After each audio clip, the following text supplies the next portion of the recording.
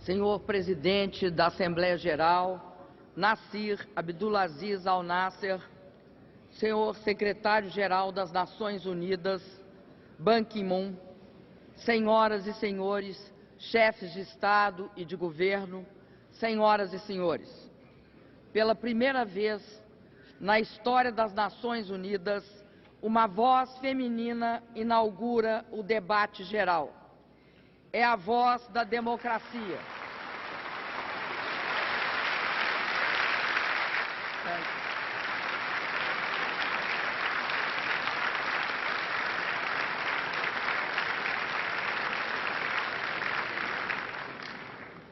É a voz da democracia e da igualdade se ampliando nessa tribuna que tem o compromisso de ser a mais representativa do mundo.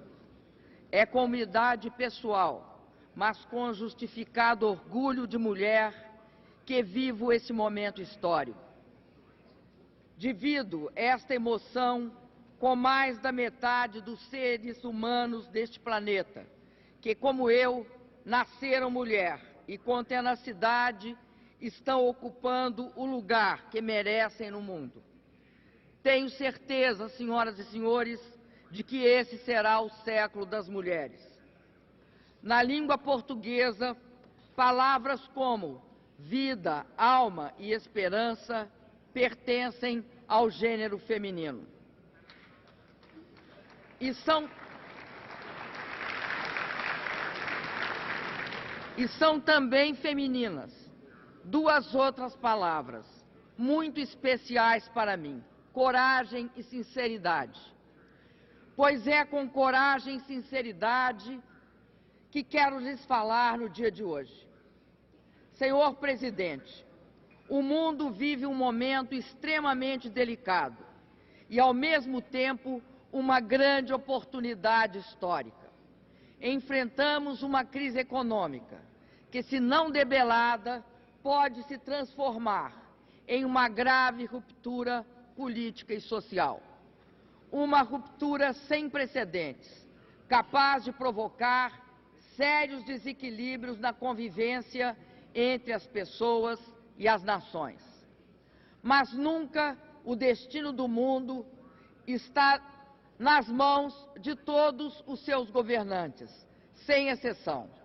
Ou nos unimos todos e saímos juntos vencedores, ou sairemos todos derrotados. Agora, menos importante é saber quais foram os causadores da situação que enfrentamos. Até porque isso já está suficientemente claro. Importa, sim, encontrarmos soluções coletivas, rápidas e verdadeiras. Essa crise é séria demais para que seja administrada apenas por uns poucos países. Seus governos e bancos centrais continuam com a responsabilidade maior na condução do processo. Mas, como todos os países sofrem as consequências da crise, todos têm o direito de participar das soluções.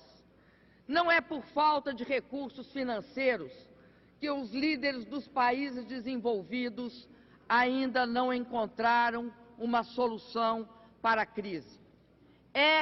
Permitam-me dizer, por falta de recursos políticos e algumas vezes por clareza de ideias. Uma parte do mundo não encontrou ainda o equilíbrio entre ajustes fiscais apropriados e estímulos fiscais corretos e precisos para a demanda e o crescimento. Ficam presos na armadilha que não separa interesses partidários daqueles interesses legítimos da sociedade. O desafio colocado pela crise é substituir teorias defasadas de um mundo velho por novas formulações para um mundo novo. Enquanto muitos governos se encolhem, a face mais amarga da crise, a do desemprego, se amplia. Já temos 205 milhões de desempregados no mundo. 44 milhões na Europa, 14 milhões nos Estados Unidos. É vital combater essa praga e impedir que se alastre para outras regiões do planeta. Nós, mulheres, sabemos, mais que ninguém, que o desemprego não é apenas uma estatística. Golpeia as famílias, nossos filhos e nossos maridos. Tira a esperança e deixa a violência e a dor. Senhor presidente, é significativo que seja presidenta de um país emergente, um país que vive praticamente um ambiente de pleno emprego, que venha falar aqui hoje, com cores tão vívidas, dessa tragédia que assola, em especial, os países mais desenvolvidos. Como outros países emergentes, o Brasil tem sido, até agora, menos afetado pela crise mundial. Mas sabemos que nossa capacidade de resistência não é ilimitada. Queremos e podemos ajudar, enquanto há tempo, os países onde a crise já é aguda. Um novo tipo de cooperação entre países emergentes e países desenvolvidos é a oportunidade histórica para redefinir de forma solidária e responsáveis os compromissos que regem as relações internacionais. O mundo se defronta com uma crise que é, ao mesmo tempo, econômica, de governança e de coordenação política. Não haverá retomada da confiança e do crescimento enquanto não intensificarem os esforços de coordenação entre os países integrantes da ONU e as demais instituições multilaterais, como o G20, o Fundo Monetário, o Banco Mundial e outros organismos. A ONU e essas organizações precisam emitir, com a máxima urgência, sinais claros de coesão política e de coordenação macroeconômica. As políticas fiscais e monetárias, por exemplo, devem ser objeto de avaliação mútua, de forma a impedir efeitos indesejáveis sobre os outros países, evitando reações defensivas que, por sua vez, levam a um círculo vicioso. Já a solução do problema da dívida deve ser combinada com o crescimento econômico. Há sinais evidentes de que várias economias avançadas se encontram no limiar da recessão, o que dificultará sobremaneira a resolução dos problemas fiscais. Está claro que a prioridade da economia mundial neste momento deve ser solucionar o problema dos países em crise de dívida soberana e reverter o presente quadro recessivo. Os países mais desenvolvidos precisam praticar políticas coordenadas de estímulo às economias extremamente debilitadas pela crise. Os países emergentes podem ajudar. Países altamente superavitários devem estimular seus mercados internos e, quando for o caso, flexibilizar suas políticas cambiais, de maneira a cooperar para o reequilíbrio da demanda global. Urge aprofundar a regulamentação do sistema financeiro e controlar essa fonte inesgotável de instabilidade. É preciso impor controles à guerra cambial, com a adoção de regimes de câmbio flutuante. Trata-se, senhoras e senhores, de impedir a manipulação do câmbio, tanto por políticas monetárias excessivamente expansionistas, como pelo artifício do câmbio fixo. A reforma das instituições financeiras multilaterais deve, sem sombra de dúvida, prosseguir, aumentando a participação dos países emergentes, principais responsáveis pelo crescimento da economia mundial. O protecionismo e todas as formas de manipulação comercial devem ser combatidos, pois confere maior competitividade de maneira espúria e fraudulenta. Senhor presidente, o Brasil está fazendo a sua parte. Com sacrifício, mas com discernimento, mantemos os gastos do governo sob rigoroso controle, a ponto de gerar vultoso superávit nas contas públicas, sem que isso comprometa o êxito das políticas sociais nem nosso ritmo de investimento e de crescimento. Estamos tomando precauções adicionais para reforçar nossa capacidade de resistência à crise, fortalecendo nosso mercado interno com políticas de distribuição de renda e inovação tecnológica. Há pelo menos 3 anos, senhor presidente, que o Brasil repete nessa tribuna: é preciso combater as causas e não só as consequências da instabilidade global. Temos insistido na inter-relação entre desenvolvimento, paz e segurança, e que as políticas de desenvolvimento sejam cada vez mais associadas às estratégias do Conselho de Segurança na busca por uma paz sustentável. É assim que agimos em nosso compromisso com o Haiti e com a Guiné-Bissau. Na liderança da MINUSTAH, temos promovido, desde 2004, no Haiti, projetos humanitários que integram segurança e desenvolvimento. Com profundo respeito à soberania haitiana, o Brasil tem o orgulho de cooperar para a consolidação da democracia naquele país. Estamos aptos a prestar também uma contribuição solidária aos países irmãos do mundo em desenvolvimento em matéria de segurança alimentar, tecnologia agrícola, geração de energia limpa e renovável e no combate à pobreza e à fome. Senhor presidente, desde o final de 2010, assistimos a uma sucessão de manifestações populares que se convencionou denominar Primavera Árabe. O Brasil é pátria de adoção de muitos imigrantes daquela parte do mundo. Os brasileiros se solidarizam com a busca de um ideal que não pertence a nenhuma cultura, porque é universal, a liberdade. É preciso que as nações aqui reunidas encontrem uma forma legítima e eficaz de ajudar as sociedades que clamam por reforma, sem retirar de seus cidadãos a condução do processo. Repudiamos com veemência as repressões brutais que vitimam populações civis. Estamos convencidos de que, para a comunidade internacional, o recurso à força deve ser sempre a última alternativa. A busca da paz e da segurança no mundo não pode limitar-se a intervenções em situações extremas. Apoiamos o secretário-geral no seu esforço de engajar as Nações Unidas na prevenção de conflitos, por meio do exercício incansável da democracia e da promoção do desenvolvimento.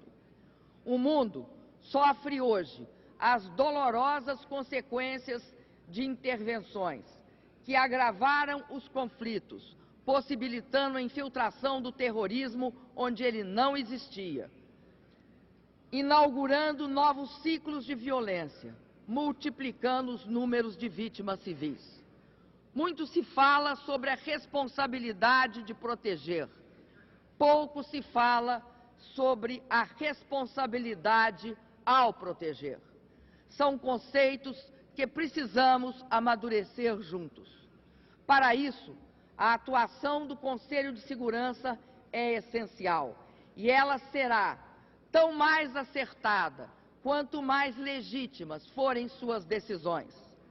E a legitimidade do próprio Conselho depende cada dia mais de sua reforma. Senhor presidente,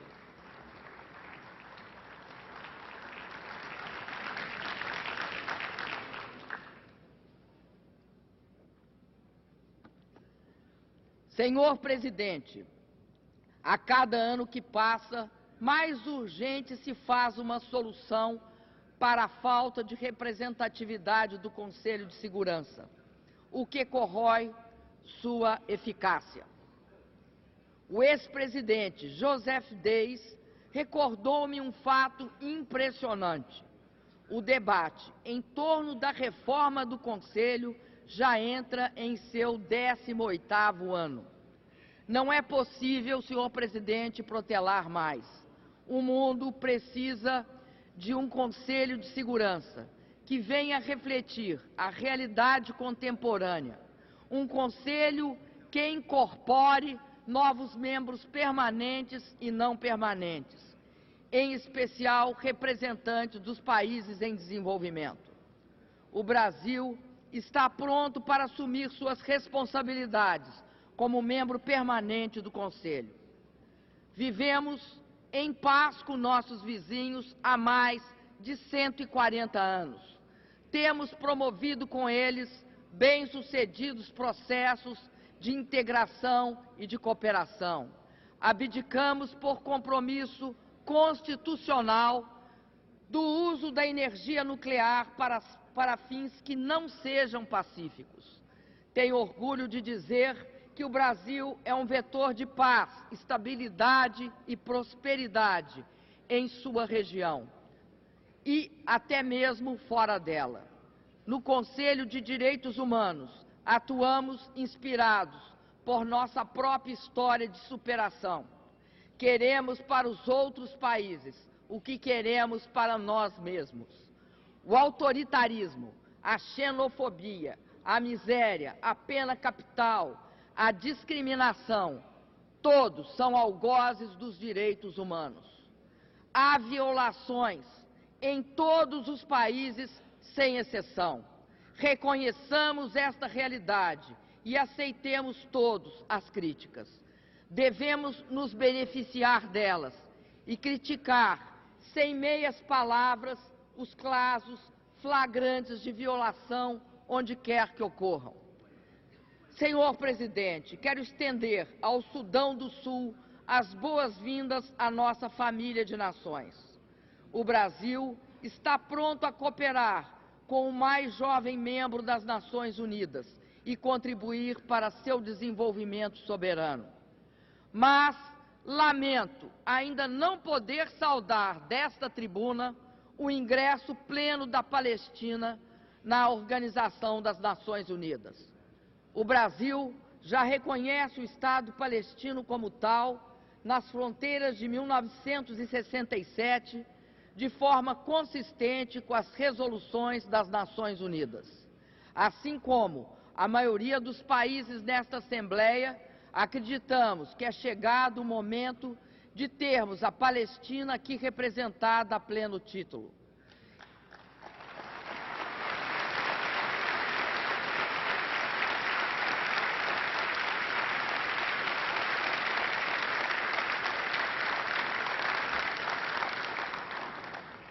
O reconhecimento ao direito legítimo do povo palestino à soberania e à autodeterminação amplia as possibilidades de uma paz duradoura no Oriente Médio.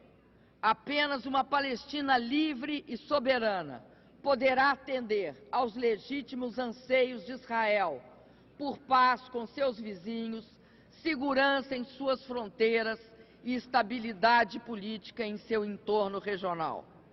Venho de um país onde descendentes de árabes e judeus são compatriotas e convivem em harmonia como deve ser. Senhor presidente, o Brasil defende um acordo global, abrangente e ambicioso para combater a mudança do clima, no marco das Nações Unidas. Para tanto, é preciso que os países assumam as responsabilidades que lhes cabem. Apresentamos uma proposta concreta e voluntária e significativa de redução durante a cúpula de Copenhague, em 2009. Esperamos poder avançar já na reunião de Durban, apoiando os países em desenvolvimento nos seus esforços de redução de emissões e garantindo que os países desenvolvidos cumprirão suas obrigações com novas metas no Protocolo de Quioto para além de 2012. Teremos a honra de sediar a Conferência das Nações Unidas sobre Desenvolvimento Sustentável, a Rio+20, em junho do ano que vem. Juntamente com o secretário-geral Ban Ki-moon, reitero aqui o convite para que todos os chefes de Estado e de governo compareçam. Senhor Presidente e minhas companheiras mulheres de todo o mundo, o Brasil descobriu que a melhor política de desenvolvimento é o combate à pobreza e que uma verdadeira política de direitos humanos tem por base a diminuição da desigualdade e da discriminação entre as regiões, entre as pessoas e entre os gêneros. O Brasil avançou política, econômica e socialmente sem comprometer sequer uma das liberdades democráticas. Cumprimos quase todos os objetivos de desenvolvimento do milênio antes de 2015. Saíram da pobreza e ascenderam para a classe média, no meu país, quase 40 milhões de brasileiras e de brasileiros. Tenho plena convicção de que cumpriremos nossa meta de, até o final do meu governo, erradicar a pobreza extrema no Brasil. No meu país, a mulher tem sido fundamental na superação das desigualdades sociais. Nossos programas de distribuição de renda têm nas mães a figura central.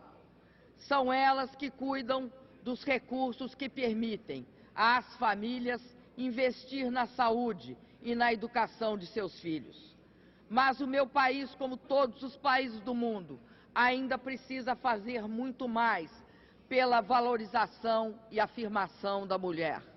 Ao falar disso, cumprimento o secretário-geral Ban Ki-moon pela prioridade que tem conferido às mulheres em sua gestão à frente das Nações Unidas. Saúdo, em especial, a criação da ONU Mulher e sua diretora executiva, Michelle Bachelet. Senhor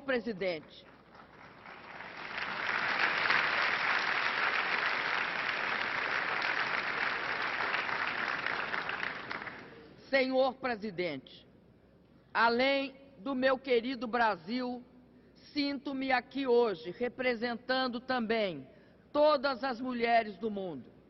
As mulheres anônimas, aquelas que passam fome e não podem dar de comer aos seus filhos. Aquelas que padecem de doenças e não podem se tratar. Aquelas que sofrem violência e são discriminadas no emprego, na sociedade e na vida familiar. Aquelas cujo trabalho no lar cria gerações futuras. Junto minha voz às vozes das mulheres que ousaram lutar, que ousaram participar da vida política e da vida profissional e conquistaram o espaço de poder que me permite hoje estar aqui. Como mulher que sofreu tortura no cárcere, sei como são importantes os valores da democracia, da justiça, dos direitos humanos e da liberdade. E é com esperança de que esses valores continuem inspirando o trabalho dessa Casa de Nações que tenho a honra de iniciar o debate geral da 66ª Assembleia Geral da ONU. Muito obrigado.